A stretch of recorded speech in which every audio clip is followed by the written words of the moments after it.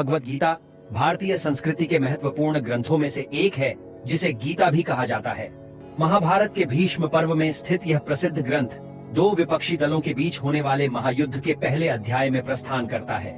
यह भगवान श्री कृष्ण और अर्जुन के बीच हुए आध्यात्मिक संवाद को वर्णित करता है, जिसमें मनुष्य के धार्मिक जीवन के मूल सिद्धांतों का संक्षेपित सारांश है। अध्याय 1 अर्जुन विषाद योग, अर्जुन के विषाद का योग। कुरुक्षेत्र के पवित्र भूमि पर महाभारत का विशाल युद्ध आरंभ होने वाला था। युद्ध भूमि तैयार हो गई थी और दो विशाल सेनाएं एक दूसरे के सामने खड़ी थीं, तैयार थीं क्रूर और निर्णायक युद्ध में टकराने के लिए। एक ओर कौरवों की सेना थी, जिसका नेतृत्व दुर्योधन द्वारा किया जा रहा था, और दूसरी ओर पांडवों की सेना थी, जिसका मुखिया था उनके शूरवीर राजकुमार अर्जुन। शंख बजे हुए थे, युद्ध का संकेत देते हुए। इस समय एक गंभीर समय आया, जिसमें अर्जुन का मन आक्रोश से भर गया। उन्होंने अपने दिव्य रथ चलाने वाले भगवान कृष्ण से अनुरोध किया कि वे रथ को युद्ध भूमि के बीच में रखें, ताकि वे युद्ध आरंभ होने से पहले दोनों सेनाओं को देख सकें। जैसे ही अर्जुन विरोधी सेनाओं को देखते हैं, उन्हें अपने रिश्तेदार, मित्र और प्रिय गुरुओं को कौरवों की सेना के पक्ष में खड़े देखकर गहरे दुख और दया की भावना सीने में उभर आई। विपरीत भावना के बोझ से उनके अंग कांपने लगे और उनके धनुष गांडीव उनके हाथ से फिसल गया। आंसू आंखों में भर आए, हृदय भारी हो गया। अर्जुन ने भगवान कृष्ण से वार्ता करते हुए अपनी गहरी व्याकुलता और नैतिक संघर्ष का वर्णन किया।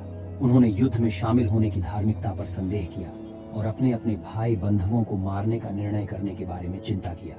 उन्होंने विचार किया कि युद्ध का कोई श्रेष्ठता नहीं है, क्योंकि युद्ध से केवल पीड़ा और विनाश होगा।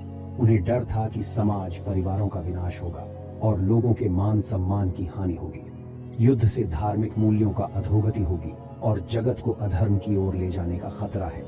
जीतने से बढ़कर विनाश का कोई लाभ नहीं होगा और युद्ध में जीतकर राजसी सुख का अभाव रह जाएगा।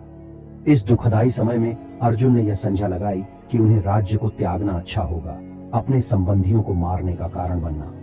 उन्होंने अपने धनुष और तीर छोड़ दिए, दुखी और बेबस होकर। दिव्य रथ चक्री भगवान कृष्ण ने अर्जुन के आंतरिक संकट को समझा और उनके मन की सच्चाई को देखते हुए उन्हें दिव्य ज्ञान का प्रवेश कराना शुरू किया।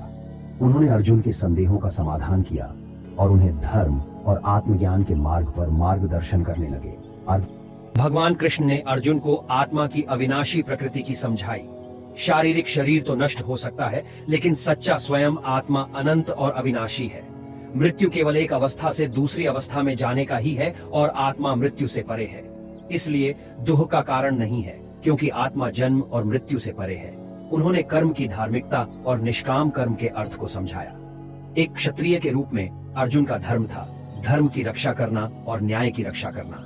भय से अपने धर्म से भागना, युद्ध के लिए जाने के लिए उपायबद्ध होना और युद्ध के द्वारा अपने कर्तव्य का पालन करने से बड़ा पाप है।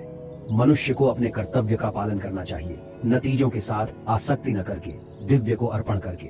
भगवान कृष्ण ने वास्तविकता के स्वरूप को समझाने और भौतिक शरीर और अद्भुत आत्मा के बीच अंतर को दिखाया।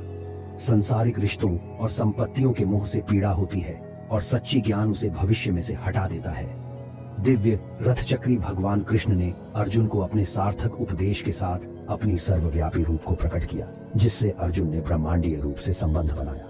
इस दिव्य रूप को देखते हुए अर्जुन ने ब्रह्मांड के अनंतता और सब कुछ के अंतर्बंधन को समझा और उनके संदेहों और भय का कोई स्थान नहीं था। भगवत गीता के पहले अध्याय अर्जुन के विचारों, विषाद के और नैतिक संघर्ष का वर्णन करता है। अर्जुन का विषाद लोगों के जीवन की विभिन्न दशाओं में संदेह, उदासीनता और नैतिक संघर्ष से संबंधित है।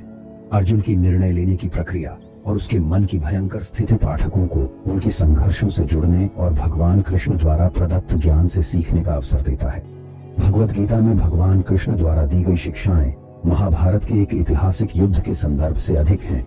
यह युगांतर में स्थित सबके लिए धार्मिक जीवन के अनमोल सिद्धांत और मार्गदर्शन के लिए एक प्रेरक ग्रंथ है। भगवत गीता एक ज्ञान की प्रकृति है जो भारतीय आध्यात्मिकता और धार्मिकता के सर्वोच्च सिद्धांतों को अध्ययन करती है।